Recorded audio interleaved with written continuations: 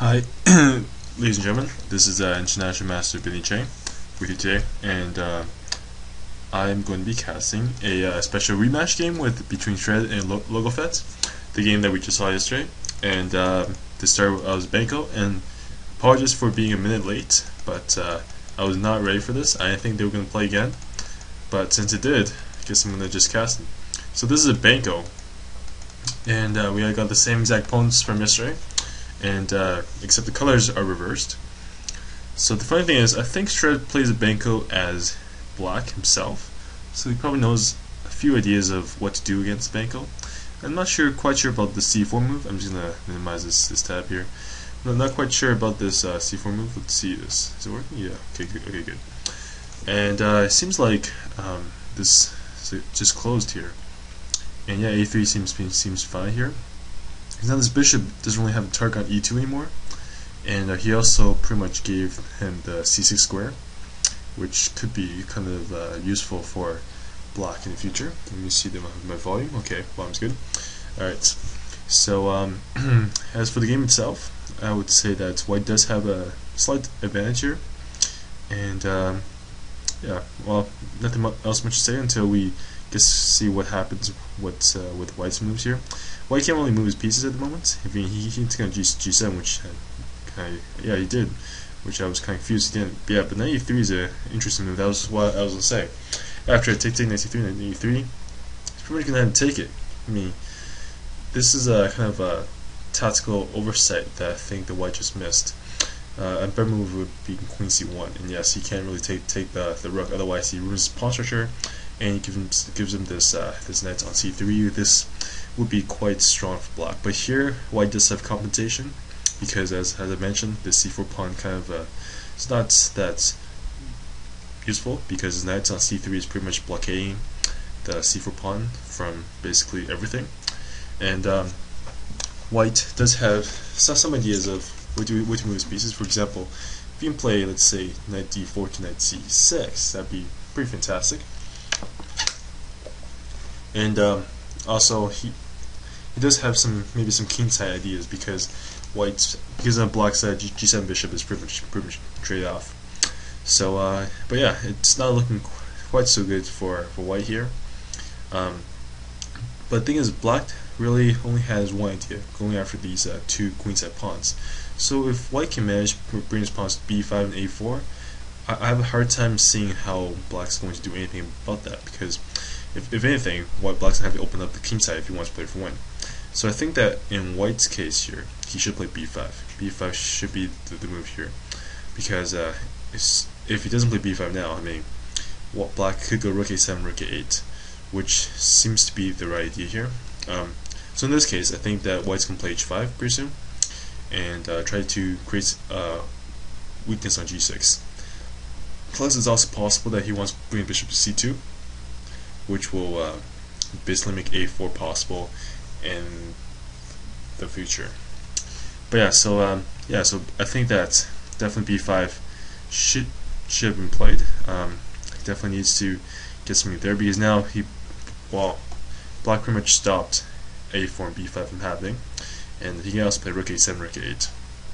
So the funny thing about these two guys is that I was actually talking to both of them, and I asked Shredded if he wants a rematch, because Logofet was on as well, watching his game, because Shredded was playing against Francisco Vallejo Pons. He's actually the #1 Spanish player, and I told Logofet about it, and he came on to watch him play. And after a while, I asked Shredded, "Oh, you have no one to play. Do you want to have a rematch?" And he said, "Okay, I'll have a rematch." So I'll try and get them to have a rematch for the past 10 minutes, and they went to wrong timings and stuff. They couldn't get in the game, and okay, so rook a8. So they couldn't get in the game, and pretty much I thought that they were not going to play, but no, surprisingly, they got in the game, and so yeah, now they're here. So I think that rook a8 definitely is a move here. Rook a8 is queen c1 probably, because white unfortunately can't really do anything about these pawns. That's why I recommended playing b5 and a4, because if black can't attack these pawns, he has nothing to do, and whites can get to d4 and stuff. I'm not quite sure why you played queen c7. I thought rook a8 was fine. I'm kind of confused about that move actually. Queen c7. Well, And now he came up with rook a8 now because he has a4. So I'm actually kind of confused here because he does have a4 here, right? Like, I'm not quite sure what's happening here. Queen b2, queen c8. Okay. So like, I'm just really confused because I'm not quite sure what's going on here. I guess okay, so bishop f5, bishop d3, something here. At e4, you know, bishop back, I guess. Bishop g4, f3. I mean, it's pretty much fine. Okay, so I guess he pretty much blocked it. Okay, so now I play b5. He should play b5 a while ago. b5 a4. Okay, so finally got b5 a4 in, and white is surprisingly well placed here because his knight on c3 is pretty much a monster. He can't do anything, like black can't do anything about it. And unfortunately for black, these pawns are coming really fast, and b6 is coming really fast. f6, I think f6 is just designed so that this knight can move somewhere now without discovery here. At g5, f6, g5, okay. So the idea is after knight h5 check, which is pretty much forced. You can't go knight 2. You can go king f7. And now probably g4. G4 is probably going to be played, or queen f2. And the thing is, I'm not quite sure if you can actually trade queens here. Trading queens is something that white actually wants, because, but yeah, I don't think that black can trade queens. And if he doesn't trade queens, let's say he plays queen b4, which is probably the only move here. Queen d4 is a strong move. Bishop takes b5. Okay, so that was a really strong idea. I think I kind of missed this move. Pretty much sacks a piece, get both these pawns off the board. And at this stage, I don't think that white has any chances here. White has to pretty much fight for a draw, if at that. And yeah, I totally missed bishop takes b5. So even though he has two knights for the rook, this pawn c4 is surprisingly strong. And even if he loses the pawn, black has fantastic drawing chances. But the thing is, this pawn is going to be moving down extremely fast, and it's just right down Broadway, and it's pretty much going to be hard to catch. I don't even think it's possible to catch it right now. And a2, he can play c2, I think. c2, knight c1, rook b1. So it's pretty much going to be down piece at least. c2, pretty much can't move that guy. Maybe just well, yeah, c2. Oh, yeah, okay. So yeah, sorry about that. Rook b1. Okay. So he's pretty much gonna sack the piece here. Take.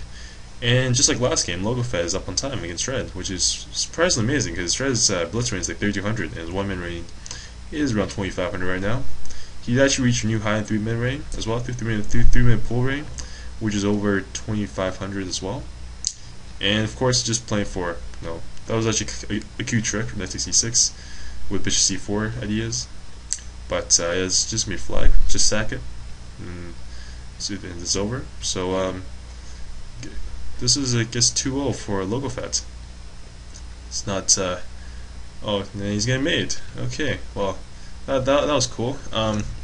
Fortunately for Shredded, that was too bad. I thought that he was doing fine, and I felt that white was better actually for most of the game, even after the exchange won by Logofet. I thought Shredded was fine, but fortunately, bishop 6 b5 was actually a very strong move, and the rest of the game was pretty much just over. So congratulations to Logofet again, and I guess thanks to both these guys for playing again, and maybe you'll have like a third match sometime in the future. But thank you guys for watching, and I hope to see you guys next time. Bye bye.